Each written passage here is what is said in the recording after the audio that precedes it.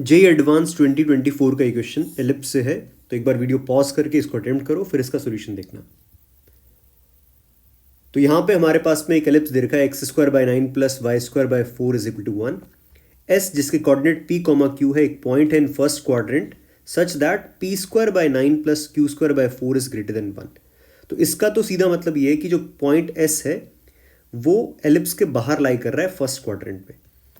Now, two tangents are drawn from S to the ellipse, of which one meets the ellipse at one end point of the minor axis. तो इसको पहले draw कर लेते हैं कि हमारे पास में ये एलिप्स है और ये मैंने x एक्सिस और इस तरह से y एक्सिस बना ली। ठीक है, तो यहाँ पे देखो जो दो टेंजेंट है उनमें से एक tangent end point of the minor axis and the other meets the ellipse at point t in the fourth quadrant.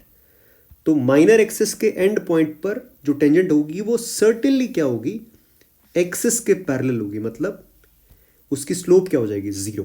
तो कहने का मतलब ये जो पॉइंट है इसके कोऑर्डिनेट कितने हैं, 0,2, और ये हमारी टेंजेंट है एक टेंजेंट। दूसरी टेंजेंट जो है वो फोर्थ क्वाड्रेंट में एलिप्स को टच कर रही है। तो कुछ इस तरह से हमारी दोनों टेंजेंट्स दिखेंगे और इस पॉइंट को इन्होंने मेंशन कर रखा है S। तो एक चीज ध्यान से देखो, अगर ये टेंजेंट जो कि माइनर एक्सिस के एंड पॉइंट पर टच कर रहा है तो उस पर तो उसकी इक्वेशन तो क्या रहने वाली है, इसकी इक्वेशन तो clearly y is equal to 2 रहने वाली है।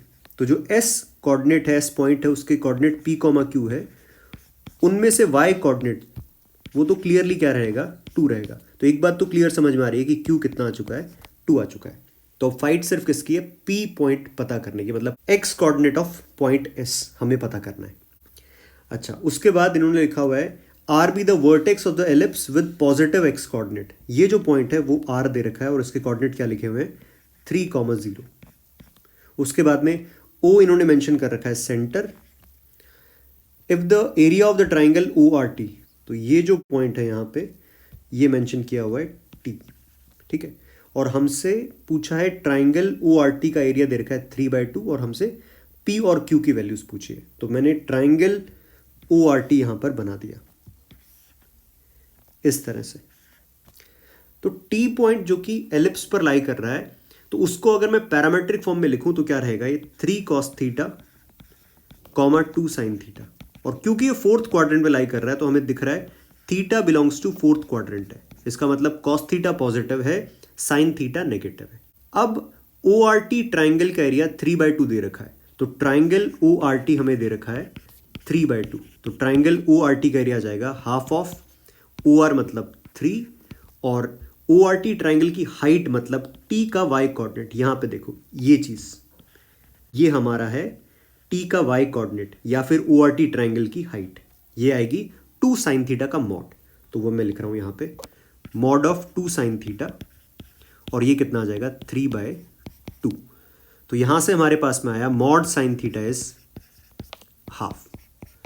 और थीटा फोर्थ क्वाड्रेंट में तो समझ में आना चाहिए कि साइन थीटा डेफिनेटली क्या है, -½ ही है। साइन थीटा -½ है, कॉस थीटा पॉजिटिव है, तो कॉस थीटा कितना आ जाएगा यहां से √3/2। ये हमारे पास में साइन थीटा कॉस थीटा की वैल्यूज मिली। अब ध्यान से देखो, अभी तक मैंने कौन सी चीज यूज नहीं करी है कि ये जो S पॉइंट है वो T पॉइंट पर टेंजेंट पर लाई कर रहा है।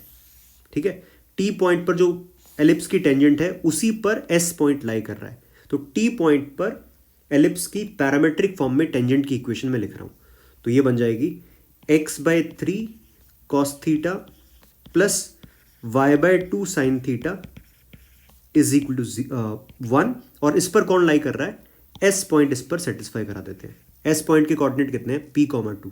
तो यह आ जाएगा P/3 cos थीटा कितना है, √3/2 प्लस y/2, y कितना है 2, 2/2 sin थीटा कितना है -½ इज इक्वल टू 1। ये आ जाएगा P/2 √3 इज इक्वल टू 3/2। तो यहां से P आ जाएगा 3√3। तो P 3√3 आ चुका है और Q तो पहले से हमें पता है, Q कितना है 2 है। तो आंसर क्या रहेगा, इसका आंसर आ जाएगा Q2P 3√3, मतलब ऑप्शन ए इसका करेक्ट आंसर है।